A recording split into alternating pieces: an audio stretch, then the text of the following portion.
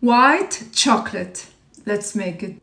The question is white chocolate chocolate? We're gonna find the answer later in this video. First, to make white chocolate, we're gonna use milk powder, powdered sugar, and melted cacao butter.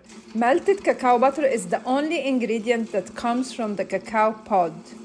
We're gonna grind this for several hours to get rid of any gritty texture.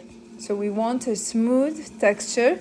That's why we do use a wet grinder. We're gonna grind it for several hours so we don't feel any more sandy bits.